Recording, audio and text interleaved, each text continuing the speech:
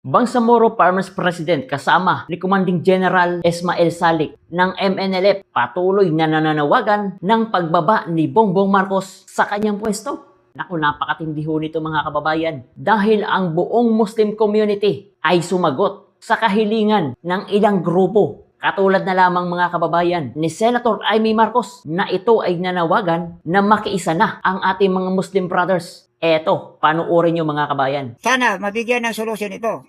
Mr. President, ang nakikita ko rito na napakalagang solusyon na sana matanggap mo. Hinihingi ng lahat Ayun, sa kasalukuyan na activities. nanawagan na. Kung yan ang makakabuti sa buong Pilipinas, bababa ka ng posisyon mo para mawala ng problema. Maraming salamat. Okay, assalamualaikum. Once again, we are live din po tayo ngayong hapon. Dito pa rin tayo sa area of responsibilities dito sa camp, Satellite Camp General Ismail B. Salik. Kasama po natin ang UPI movement po. Isa rin po ating makakausap si Yamasita B. Mangako po, Regional P4 MP Farmers President po ng BARM Maguindanao. Okay? Sir, President. assalamualaikum. Waalaikumsalam.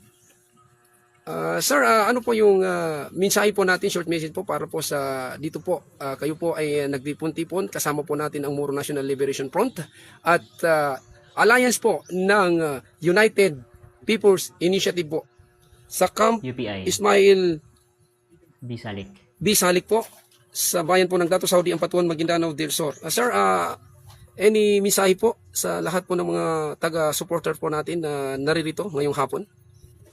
Okay. Magandang katanungan yan. Bismillahirrahmanirrahim. Assalamualaikum warahmatullahi wabarakatuh.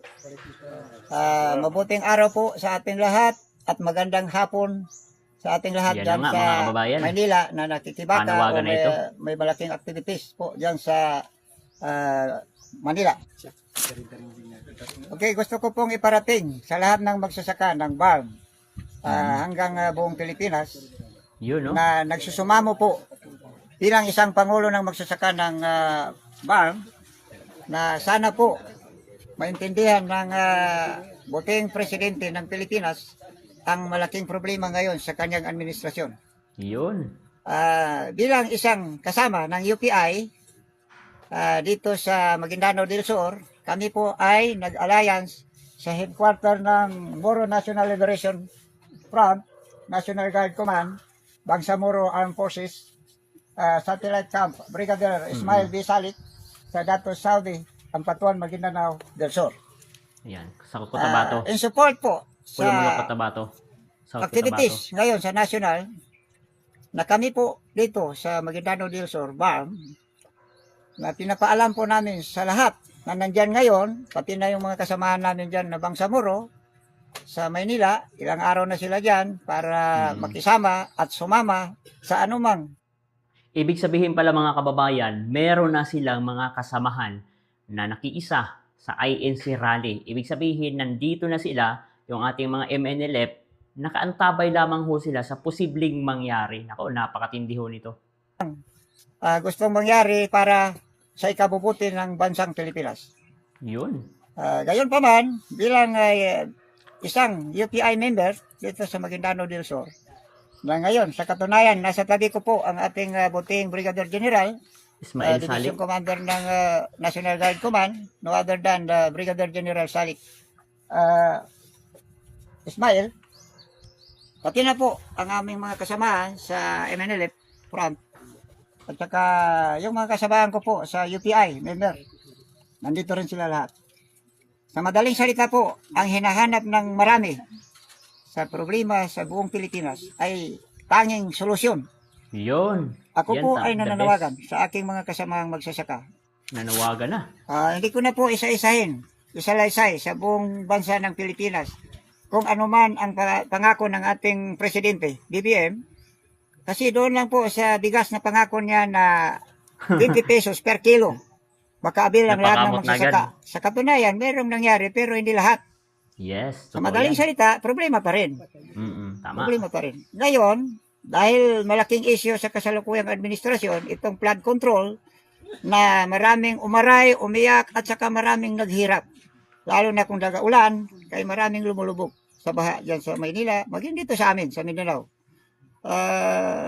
Ang aking tinitibok ng puso para sa lahat, especially sa administrasyon. Sana mabigyan ng solusyon ito.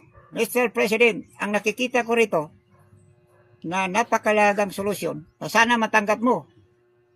Hinihingi ng lahat Ayun, sa kasalukuyan na activities. nanawagan na. Kung yan ang makakabuti sa buong Pilipinas, bababa ka ng posisyon mo para mawala ng problema. Maraming salamat. So yan nga mga kababayan ang naging pahayag ng Farmers President ng BARM mga kababayan at ginanap yung pagpupulong dyan sa headquarters ng Camp Ismail Salik, no? Sa Pulumulok, South Cotabato. Naku po mga kababayan, matinding panawagan na ho ito sa ating mga kababayan Pilipino at matinding panawagan na rin kay Bongbong Marcos Jr. Nagampanan niya ang kanyang pagiging presidente dahil ito yung panawagan niya. Kung hindi mo kaya, mag-resign ka na. Yan ang panawagan. Nako, matindi ho ito mga kababayan. Lalong-lalo na, isa sa susunod na gigipitin ng administrasyon ni Bongbong Marcos, sinasabi na nga ho ni Senator Robin Hood Padilla, isa na siya sa susunod na makukulong. O ano ang masasabi mo dito mga kababayan? E-komento mo dyan sa ibaba.